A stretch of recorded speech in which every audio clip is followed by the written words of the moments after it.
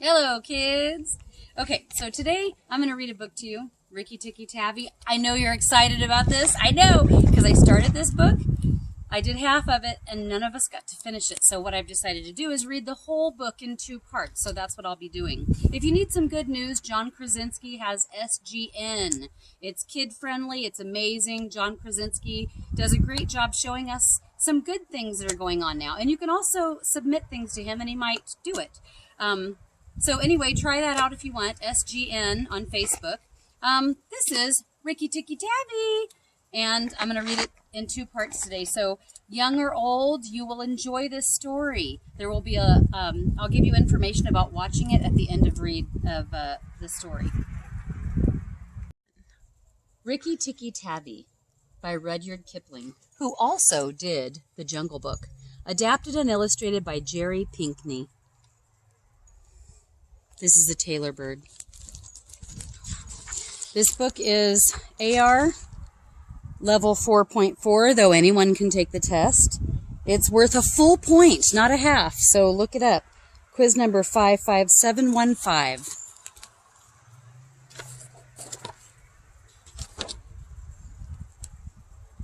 This is the story of the Great War that Rikki Tikki Tavi fought all by himself through the English family's house in India. Rikki Tikki Tavi was a mongoose with fur and a tail like a cat's and a head like a weasel's. One day a summer flood washed him out of the burrow where he lived with his father and mother and floated him kicking and clucking down a roadside ditch. He found a stick floating near him, and he held on to it until he fainted. When he revived, he was lying in the middle of a garden path, very wet indeed, and a little boy was saying, "Here's a dead mongoose. Let's have a funeral." "No," said his mother. "Let's take him in and dry him. Perhaps he isn't really dead." They took him into the house, where a big man picked him up and said he wasn't dead, just tired. So they wrapped him in cotton and warmed him over a little fire, and he opened his eyes and sneezed. "Now," said the big man, who was the boy's father, "don't frighten him, and we'll see what he'll do." It is the hardest thing in the world to frighten a mongoose, because he is full of curiosity from nose to tail. The motto of the mongoose family is "Go and find out." And Rikki Tikki was a true mongoose. He looked at the cotton, decided it wasn't good to eat, ran all around the table, sat up, scratched himself, and jumped on the boy's shoulder. "Don't be frightened, Teddy. That is his way of making friends." "He tickles," said Teddy. Rikki Tikki snuffled at the boy's ear and climbed down to the floor where he sat, rubbing his nose. "Is he so tame because we helped him?" asked Teddy's mother. "All mongooses are like that. If Teddy doesn't pick him up by the tail, he'll run in and out of the house all day long. Let's give him something to eat." They gave him a little piece of raw meat, which Rikki Tikki liked immensely. "There are more things to find out about in this house," he said to himself, "than all my family could find out in all their lives. I shall certainly stay and find out." He spent the day roaming around the house. He nearly drowned in the bathtub, put his nose in the ink on a desk, and burned it on the end of the big man's cigar. When Teddy went to bed, Rikki Tikki climbed up too. Teddy's mother and father came in before they went to bed, and Rikki Tikki was awake on the pillow. "I don't like this," said Teddy's mother. "He might bite." "He won't. Teddy's safer with that little animal than with a watchdog. If a snake came into his room—" But Teddy's mother wouldn't think of anything so awful. Early in the morning, Rikki Tikki came to breakfast on the porch, riding on Teddy's shoulder, and they gave him banana and some boiled egg, and he sat on all their laps, one after another. Then Rikki Tikki went into the backyard to see what was to be seen. It was a large yard with rose bushes as big as houses, lime and orange trees, and clumps of bamboo. Rikki Tikki scuttled up and down the garden, sniffing here and there, until he heard very sad voices in a thorn bush. It was Darzee, the tailor bird, and his wife. They had made such a beautiful nest by pulling 2 big leaves together and stitching up the edges, and had filled the inside with fluff. "What's the matter?" asked Rikki Tikki. "We are miserable. One of our babies fell out of the nest yesterday, and Nog ate him." "That is very sad, but I'm a stranger here. Who is Nog?" Darzee and his wife cowered down in the nest without answering, for from the thick grass at the foot of the bush there came a low hiss, a horrible cold sound. Then inch by inch out of the grass rose up the head of Nog, the big cobra, and he was 5 feet long from tongue to tail. When he had lifted 1/3 of himself out of the ground, he swayed like a dandelion tuft in the wind, and he looked at Rikki Tikki with the wicked snake's eyes that never change their expression, whatever the snake may be thinking. "Who is Nog? I am Nog. Look and be afraid." Rikki Tikki was afraid for a minute, but it is impossible for a mongoose to stay frightened for very long. Rikki Tikki had never met a live cobra before, but his mother had fed him on dead ones, and he knew that a mongoose's job is to fight and eat snakes. Nog knew that too, and at the bottom of his cold heart, he was afraid. "Well," said Rikki Tikki, "I'm looking, but do you think it's right for you to eat baby birds?" Nog was watching for movement in the grass behind Rikki Tikki. He knew that mongooses in the garden meant death, sooner or later, for him and his family. He dropped his head a little and said, "Let's talk. You eat eggs. Why shouldn't I eat birds?" "Behind you! Look behind you!" said Darzee. Rikki Tikki jumped up in the air as high as he could go, and just under him whizzed by the head of Nagaina, Nog's wicked wife. She had crept up behind him as he was talking, to kill him, and he heard her hiss as the stroke missed. He came down almost across her back and bit, but he did not bite long enough, and he jumped away from the whisking tail, leaving Nagaina torn and angry. "Wicked, wicked Darzee," said Nag, lashing up as high as he could reach toward the nest, but Darzee had built it out of the reach of snakes. Rikki Tikki felt his eyes getting hot and angry, and he sat back on his tail and hind legs like a little kangaroo and chattered with rage, but Nog and Nagaina had disappeared into the grass. Rikki Tikki did not follow them, for he did not feel sure he could manage 2 snakes at once, so he trotted off to the gravel path near the house and sat down. Rikki Tikki was just a young mongoose, and he was very pleased that he had managed to escape an attack from behind. When Teddy came running down the path, Rikki Tikki was ready to be petted. But just as Teddy was leaning down, something squirmed in the dust, and a tiny voice said, "Be careful, I am death." It was Karai, the little brown snakeling that lies on the dusty ground in India, and whose bite is as dangerous as the cobra's. Rikki Tikki's eyes grew angry again, and he danced up to Karai with a strange, rocking, swaying motion that he had inherited from his family. It looks very funny, but it is so perfectly balanced that he could fly off in any direction he wanted, and in dealing with snakes, this is an advantage. He rocked back and forth looking for a good place to hold. Karai struck. Rikki jumped sideways, and the wicked little dusty head lashed right near his shoulder.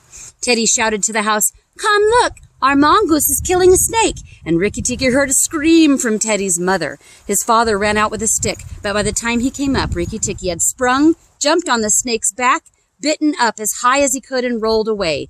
That bite paralyzed Karai, and Rikki Tikki was just going to eat him up from head to the tail, after the custom of his family, when he remembered that a big meal makes a slow mongoose. He went away for a dust bath under the bushes while Teddy's father beat the dead snake. "Why is he doing that?" thought Rikki Tikki. "I've already settled it all." Then Teddy's mother picked him up and hugged him, saying he had saved Teddy's life. Rikki Tikki did not understand the fuss. Teddy's mother might just as well have hugged Teddy for playing in the mud. Rikki was enjoying himself. That night at dinner, walking among the glasses on the table, he could have stuffed himself with good things, but he did not. Though it was very pleasant to be petted, he remembered Nog and Nagaina. Teddy carried him to bed and insisted that Rikki Tikki sleep under his chin, but as Teddy was asleep, he went for his nightly walk around the house, and in the dark he ran up against Chuchundra, the muskrat, creeping near the wall. Chuchundra is a scared little beast. He whimpers and cheeps all night, trying to make up his mind to run into the middle of the room, but he never gets there. "Don't kill me! Rikki Tikki, don't kill me!" "Do you think a snake killer kills muskrats?" "Those who kill snakes get killed by snakes. And how am I to be sure Nog won't mistake me for you some dark night?" "There is no danger," said Rikki Tikki. "Nog is in the garden, and you don't go there." "Oh, my cousin, the rat, told me." Told you what? Hush! Nog is everywhere, Rikki Tikki. Can't you hear? Rikki Tikki listened. The house was as still, but he could just catch a soft scratch, scratch sound, a noise as quiet as the footsteps of a fly on a window pane, the dry scratch of a snake's scales on brick. That's Nog, or Nagaina, and whoever it is, crawling into the bathroom drain. Thank you, Chuchundra. He crept to Teddy's bathroom, but there was nothing there, and then to Teddy's parents' bathroom. At the bottom of the plaster wall, there was a brick pulled out to make a drain for the bathwater, and as Rikki Tikki listened, he heard Nog and Nagaina whispering together in the moonlight. When the house is emptied of people, said Nagaina, he will go away, and then the garden will be ours again. Go in quietly, and remember that the big man who killed Karai is the first one to bite. Then come out, and we will hunt for Rikki Tikki. But are you sure we must kill the people? Asked Nag. Yes. When there were no people in the house, did we have a mongoose in the garden? As long as the house is empty, we are king and queen of the garden. Remember that as soon as our eggs hatch, our children will need room and quiet. I had not thought of that. I will go, but there's no need to hunt for Rikki Tikki. I will kill the man and woman and the child if I can. Then the house will be empty and Rikki Tikki will leave. Rikki Tikki tingled all over with rage at this, and then Nog's head came through the drain, and his 5 feet of cold body followed it. Angry as he was, Rikki Tikki was very frightened when he saw the size of the cobra. Nog raised his head and looked into the bathroom, and Rikki could see his eyes glitter in the dark. When Karai was killed, the man had a stick, but when he comes to bathe in the morning, he won't have it. I'll wait here till he comes. Nagaina, do you hear me? I'll wait here till daytime.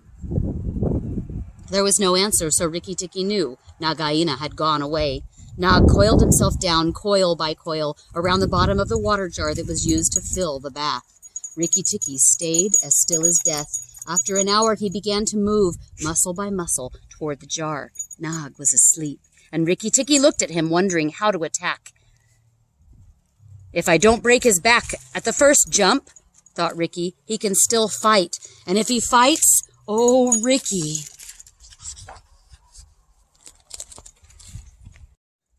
Okay, boys and girls, you saw at the end of this first half of this book, we have Rikki Tikki in the bathroom being super quiet. We have Nog wrapped around a water bottle waiting to strike the man in the morning. So Rikki Tikki's there.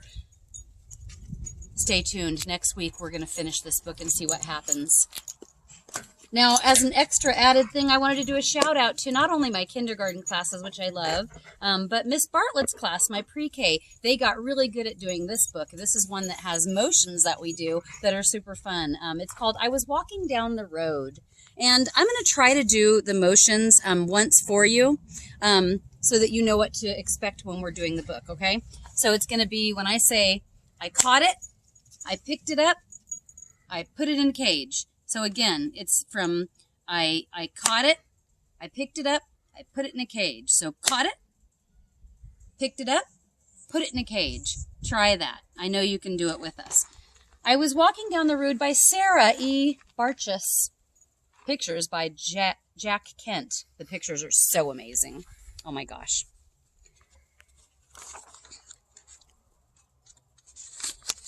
Sorry about all this.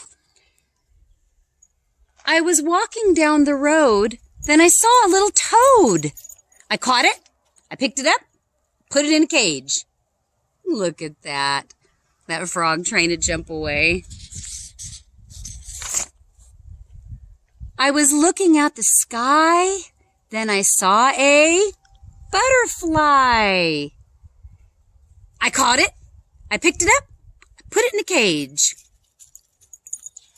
She caught herself. I was working with a rake. Then I saw a little snake. We don't pick up snakes, boys and girls. I caught it, I picked it up, and I put it in a cage. Whoop!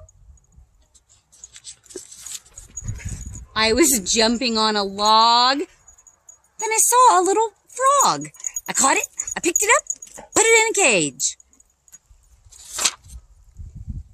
I was cleaning up the rug. Then I saw a little bug. I caught it, I picked it up, I put it in a cage. I love bugs. I was waiting for the mail. Then I saw a little snail. I caught it, I picked it up, I put it in a cage. Look at the mailman. I was sweeping up the house. Then I saw a little mouse. I caught it, I picked it up, put it in a cage.